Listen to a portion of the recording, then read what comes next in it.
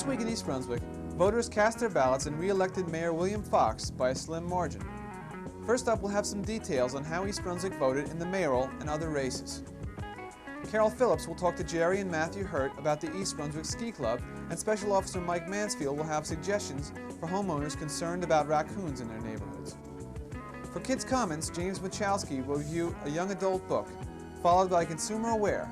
This week, Adrian Eisner will talk about dealing with the high costs of college education. These features, plus information on upcoming local events, are next on This Week in East Brunswick. First, here's next week's Channel 8 programming lineup. Monday at 10, Lenore Kulig works out on Look Great, Feel Great, this week featuring partner exercises. Followed at 10:30 by Our Town with Rosalind Carpel and a discussion of conference centers and the catering business with Scanticon representatives Niles Olson and Adelina Lona. Tuesday evening at 7:30, John Megliero and Sports Talk are back with an interesting discussion of the New York Marathon with two of this year's finishers. Then at 8, it's Paul Hansen with the latest information on tax-exempt trusts on You and Your Money. Wednesday afternoon at 3, Stories from the Library begins another series with a new group of 4-year-olds looking on. Then at 7:30, on For Art's Sake, Dolly Vasta investigates the gimmickry involved in Playhouse 22's current production, the circus-style extravaganza Barnum. We'll return next Thursday with more news and local events on This Week in East Brunswick. Check Channel 8's program listings for repeats on all these programs. Now here's a look at how East Brunswick voted. 18,831 residents voted on Tuesday, 83% of registered voters, the highest percentage in the county. Again, the mayoral race was close, with challenger, Republican Councilman Joseph Hudak's totals of 8,809 votes at 49.4% of the total, within 1 percentage point of Democratic incumbent William F. Fox, with 9,022 votes, 50.6% of the total. This Democratic win was offset by Republican victories in the council race, where the GOP's candidates, Russell Walker and Lou Becker, each got over 51% of the vote, defeating Democratic hopefuls Dave Dannon and Gene Friedman. This represents a loss of 1 council seat for the Democrats. In the regional and national races, East Brunswick's voting figures mirrored the statewide and national popular vote. President Reagan scored a clear victory here over the Mondale-Ferraro ticket, capturing 61% of the vote to their 38%. And Senator Bill Bradley was East Brunswick's overwhelming choice, outpolling Mary Moshari 67.2% to 31.6%. Now let's join Carol Phillips in the studio for some information about the East Brunswick Ski Club. Hello, I am Carol Phillips for This Week in East Brunswick. My guests today are Jerry Hurt and his son Matthew, and we're going to be talking about the East Brunswick Ski Club.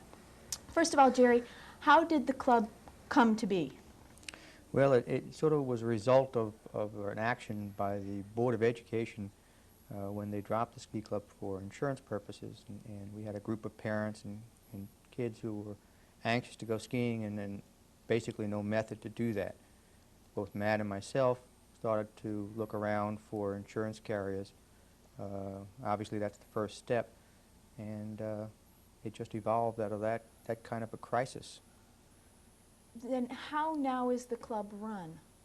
Well, it's basically a private organization as opposed to being run by the Board of Education.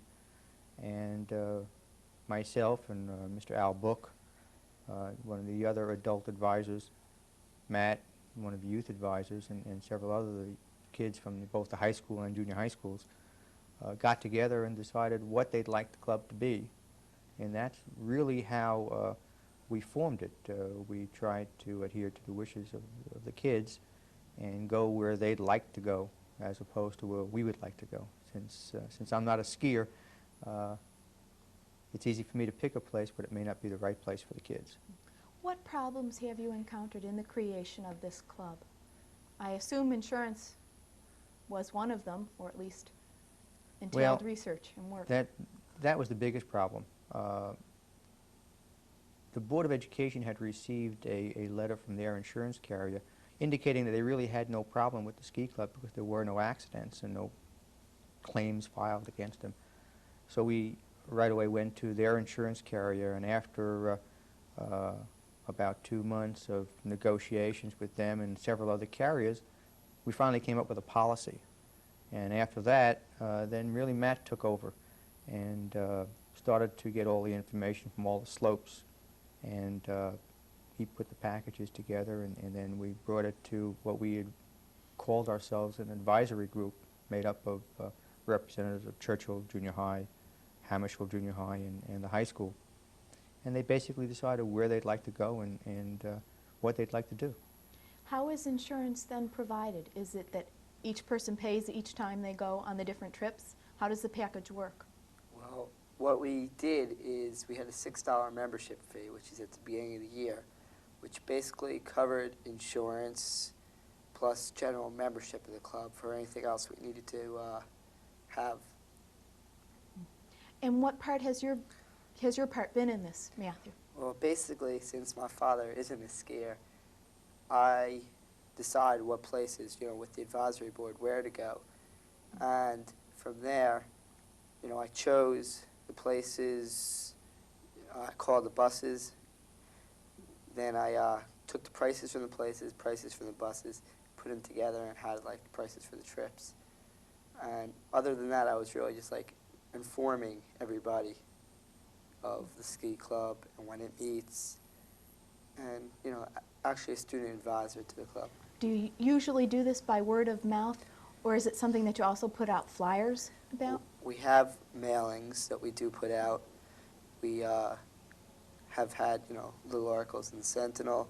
We used to last year have flyers we used to put in schools. Plus word of mouth, it really gets around more with the word of mouth. Mm. What kind of support have you received from the parents of the kids that want to ski? Well, we've had a really good response. The parents that came to our first meeting this year signed up for volunteering and chaperoning our trips, and we require at least 2 chaperones for each bus, and we start off with 3 buses, so that requires 6 chaperones.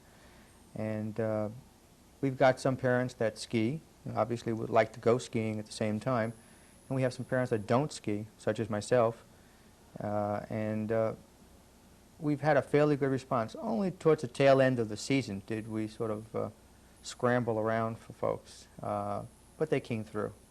The trip won't go, the buses won't leave without a chaperone, so if that's made very clear to a lot of parents, they want the kids to ski, they'll participate. How many people do you normally end up taking on each trip then? Well, we started off with 3 buses, which is about 120, 130 skiers. So that was last year. That was our first year. And this year it looks like it's going to be at least 160 to 170. Wow. On every, on each trip. We have about 350 members. So it's exciting, but it's a lot of work. And between Matt and several other representatives from schools, such as my other son, Russ, and several other neighborhood kids, they do all the work, stuffing envelopes, putting postage on, and all those little things that seem to get done. Take time. Sure. So where are you going this year? Well, we have 5 scheduled daily trips this year. They are to Vern Valley, Big Boulder, Hunter, Camelback, and Shawnee. Plus, we have an added feature, which is our high school overnight, which will be going to Sugar Bush, Vermont. Great. If people have more questions about the East Brunswick Ski Club, who can they call? Obviously, we've been getting a lot of calls in that regard, and sure, they can call us at home, and if I'm not there, Matt will answer any questions. And what we normally do is we send out a little flyer with all the information on it so they can understand it. And generally, most of the questions come from first-time skiers. What do I rent to go? Or do I need special clothes? Can I rent up there? Can I rent here? What kind of equipment do I need? And things like that. Okay, and your phone number then for them to call? Yeah, it's 238-1563. Okay, thank you, Jerry. Thank you, Matt. If anyone is interested in the East Brunswick Ski Club then, they can call the number 238-1563. And for This Week in East Brunswick, this is Carol Phillips. Hi, I'm Dolly Vasta for This Week in East Brunswick. As Arts Coordinator for the East Brunswick Arts Commission, I'd like to invite you all out to Playhouse 22, 210 Dunham's Corner Road, Sunday, November 18th, 3 o'clock p.m. The Arts Commission and Playhouse 22 will play host to the Eroica Brass Ensemble from New York City, a very talented group of young brass musicians who will play everything from Bach to Fats Waller. Admission is free, refreshments will be served, and we hope all of you will come out to support another one of our marvelous programs. For further information, you can call my office, the Arts Commission office, 390-6825. In the meantime, take care. I'll see you Sunday, November 18th, 3 o'clock p.m. Don't forget.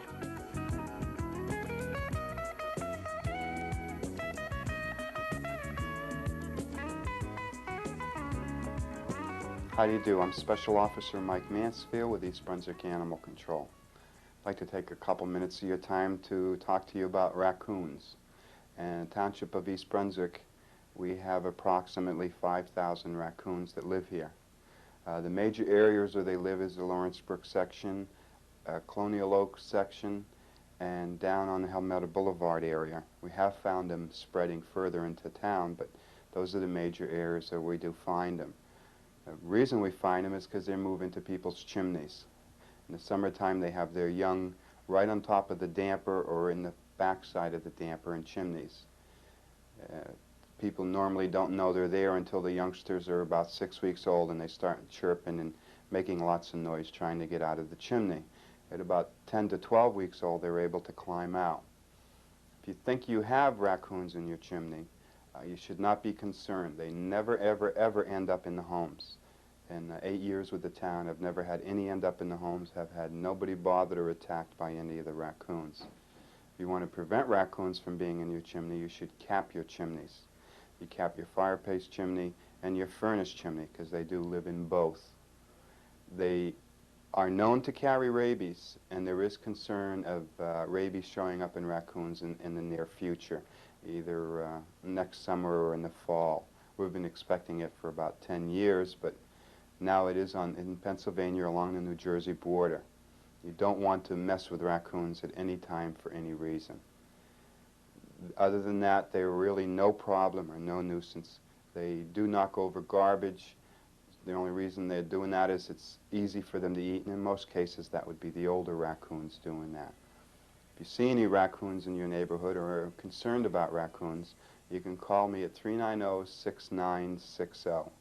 Remember, try and live with the wildlife in your neighborhood. If you can build them out of your home, then you can live in tranquility with them and everybody will be happy. Thank you.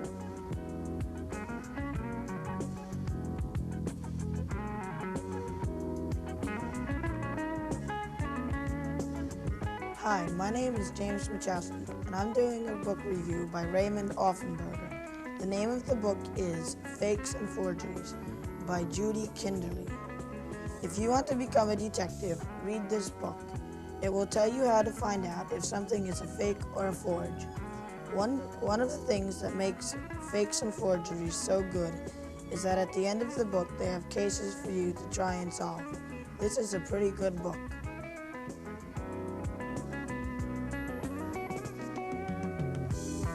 Hello and welcome to Consumer Aware. I'm Adrienne Eisner of the East Brunswick Consumer Affairs Office.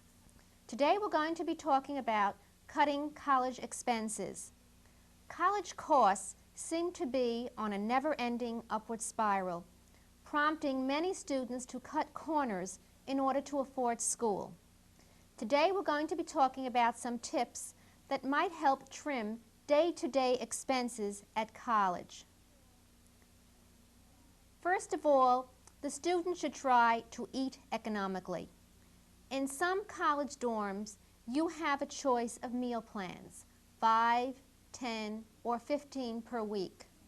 Don't pay for 3 meals a day if you have a small appetite or eat off campus frequently.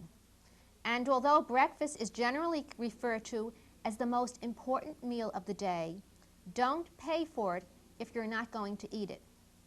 Also, eating out frequently can become an unnecessary expense. Check out alternative housing. It is sometimes cheaper to share an apartment with friends or live with a local family than to live in a campus dorm. Don't buy new textbooks. Most college bookstores do sell used books. Don't buy a car if you don't have to. If you're going away, you probably won't need a car, since even off-campus housing is usually within walking distance of the school. And if you are attending a local college, try to get into a carpool or, if possible, use public transportation. Supporting a car is a big expense. Don't shop at specialty stores if you can avoid it. Though more convenient, they can be pricey. Discount stores and supermarkets can generally save you money if you can get to them. Try to write letters instead of using the phone a great deal. Clip coupons, but use only those for products you usually buy. When planning trips home, most schools have bulletin boards which indicate those people who are looking for those students who want to share rides. With the high cost of higher education, it is important to be looking for ways to stretch your money. I hope that these tips will help. If you have any consumer-related problems or require information, make sure that you contact us at the East Brunswick Consumer Affairs Office. We're in the municipal building daily, Monday through Friday, 9 a.m. till 5 p.m. Our telephone number is 390-6954.